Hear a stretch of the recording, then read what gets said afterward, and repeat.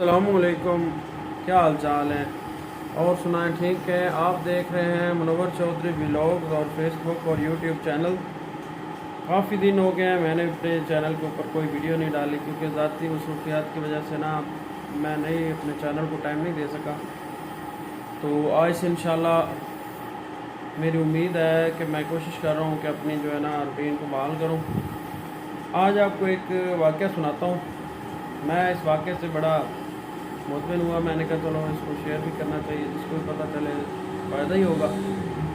عقل مندی اور بہادری، اس کا آج واقعہ میں آپ کو ایک ہوتی ہے بادشاہ، اس کی بیٹی ہوتی ہے، وہ کہتی ہے کہ بادشاہ اسے کہتا ہے کہ بیٹا اب آپ کی شادی کا ٹائم ہو گیا، تو اب آپ کو شادی کرنی ہے۔ بیٹی کہتی ہے بابا میری شادی کرنے کے لیے مجھے میری تین شرطیں ہیں، جو بھی میری تین شرطیں پوری کرے گا میں اس شہزادے سے شادی کروں گی، جو نہیں کر سکتا میں اس ٹائم تک میں شادی نہیں کروں گی۔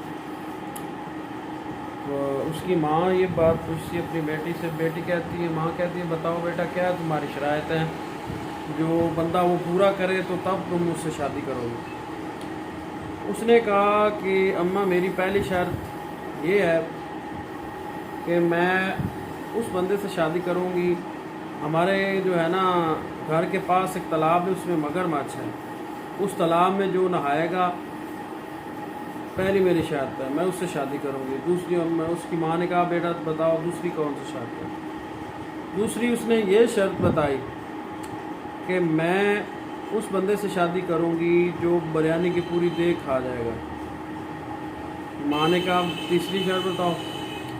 تیسری بیٹی نے یہ شرط بتائی کہ میں اس بندے سے شادی کروں گی جو سوتے ہوئے گھوڑے پہ سواری کرے گا۔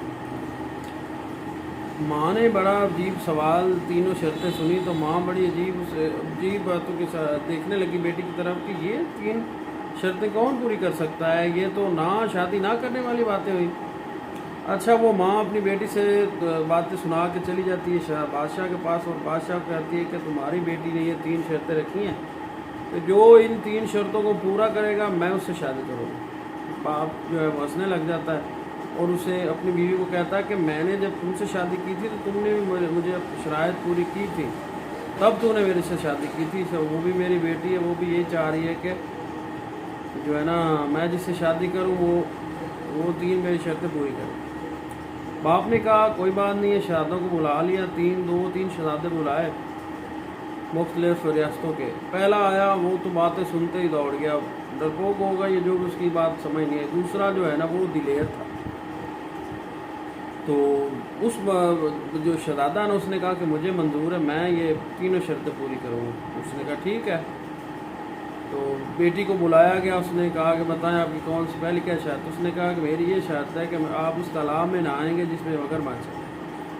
اس نے کہا ٹھیک ہے، میں صبح نہاؤں گا اس تالاب میں۔ وہ جو شہزادہ تھا وہ دلیر بھی تھا اور عقل مند بھی تھا، اس نے اپنے بندوں کو رات کو کہا کہ اس مگر مچھ کو پکڑو اور دریا میں پھینکو۔ وہ تالاب صبح تک مگر مچھ دریا میں پھینکا ہے، تالاب میں مگر مچھ تھا نہیں۔ اس نے صبح صبح نہانا شروع کر دیا، اس نے بادشاہی کو دکھایا کہ میں نہا رہا ہوں۔ بادشاہی کے اس میں تو مگر مچھ تھا، وہ کہاں ہے؟ اس نے کہا وہ ہم نے رات کو باہر دریا میں چھوڑا تھے۔ اچھا، اس شہزادی نے جب پوچھا تو شہزادی ہنسنے لگ گئی۔ شہزادی نے کہا کہ میں نے آپ جو بادشاہ دوسرے شہزادے نے شہزادی کو کہا کہ تم نے یہ کہا تھا کہ اس تالاب میں نہانا ہے، یہ نہیں کہا تھا کہ مگر مچھ کے ساتھ نہانا ہے۔ وہ ہنسنے لگی اور شرط پوری ہو گئی۔ دوسری شرط اس نے کہا آپ نے پوری دیگ بریانی کی کھانی ہے۔ اچھا، وہ شہزادہ ہنسنے لگ گیا اور اس نے اپنے پاس ایک چھوٹی سی دیگ بازار سے خرید کے لایا تھا، اس میں بریانی پکوائی اور وہ ساری کھا گیا۔ شہزادی کو جب دکھایا گیا اور شہزادی نے دیکھا تو شہزادی نے کہا آپ نے کہا تھا کہ دیگ پوری کھانی، یہ نہیں کہا تھا کہ بڑی کھانی ہے چھوٹی کھانی ہے۔ شہزادی ہنسنے لگ گئی، اس نے کہا آپ کی دوسری شرط بھی پوری ہے۔ تیسری شرط اس نے کہا کہ یہ تیسری شرط میں اس نے یہ شرط میں دوسرے دن پوری کروں گا۔ تیسری شرط جب تیسرے دن وہ شروع کرنے لگا تو اس نے اپنے اپنے جو اس کے وزیر تھے ان کو کہا کہ جاؤ ایک خوبصورت گھوڑا خرید کے لاؤ۔ وہ گھوڑا لے کے آ گئے۔ گھوڑے उसका नाम उसने रख दिया सोता घोड़ा। अच्छा, वो उसने सुबह जो है उसने कहा ला मेरा सोता हुआ घोड़ा ले आओ। वो घोड़ा आया और उसने सवारी शुरू कर दी।